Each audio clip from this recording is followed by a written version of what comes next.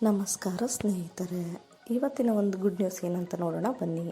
ಮಹಿಳಾ ದಿನಾಚರಣೆ ದಿನವೇ ಮಹಿಳೆಯರಿಗೆ ಗುಡ್ ನ್ಯೂಸನ್ನು ಕೊಟ್ಟಿದೆ ಸರ್ಕಾರ.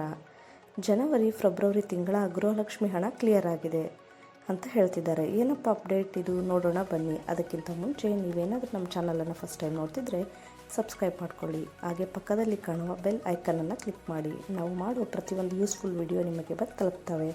ಕಳೆದ 3 ತಿಂಗಳಿಂದ ಗೃಹಲಕ್ಷ್ಮಿ ಹಣ ಖಾತೆಗೆ ಬಂದಿಲ್ಲ ಎಂದು ರಾಜ್ಯದ ಮಹಿಳೆಯರು ಸರ್ಕಾರದ ವಿರುದ್ಧ ಕಿಡಿಕಾರಿದ್ದಾರೆ. ಈ ಹಿನ್ನೆಲೆಯಲ್ಲಿ ಕಳೆದ ಕೆಲವು ದಿನಗಳ ಹಿಂದೆ 1 ತಿಂಗಳ ಗೃಹಲಕ್ಷ್ಮಿ ಹಣ ಖಾತೆಗೆ ಜಮಾ ಆಗಿತ್ತು.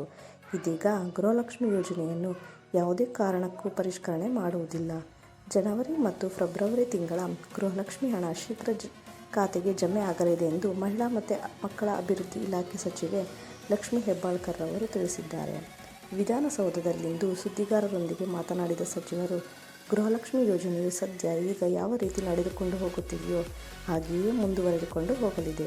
ಅದರಲ್ಲಿ ಯಾವುದೇ ಬದಲಾವಣೆ ಆಗುವುದಿಲ್ಲ ಎಂದು ಸ್ಪಷ್ಟಪಡಿಸಿದರು. ಅನುದಾನ ಸರಿಯಾಗಿ ಸದ್ಬಳಕೆ ಸಹ ಆಗಿದೆ ಅಂತ ಹೇಳಿದರು. ಸದ್ಯದಲ್ಲೇ ಜನವರಿ ಮತ್ತು ಫೆಬ್ರವರಿ ತಿಂಗಳಿನ 2 ಕಂತಿನ ಒಂದು ಹಣ ಜಮೆಯಾಗಲಿದೆ ಅಂತ ಹೇಳಿದ್ದಾರೆ.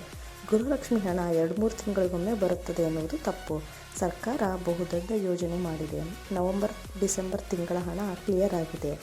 ಜನವರಿ ಹಾಗೂ ಫೆಬ್ರವರಿ ಸದ್ಯದಲ್ಲೇ ಕ್ಲಿಯರ್ ಆಗಲಿದೆ. 10 ಅಥವಾ 15 ದಿನ ಹೆಚ್ಚು ಕಡಿಮೆ ಆಗಬಹುದೇನೋ ವಿನಃ ಯಾವುದೇ ಕಾರಣಕ್ಕೂ ಕ್ಲಿಯರ್ ಆಗದೆ ಉಳಿಯುವುದಿಲ್ಲ ಎಂದು ಹೇಳಿದರು.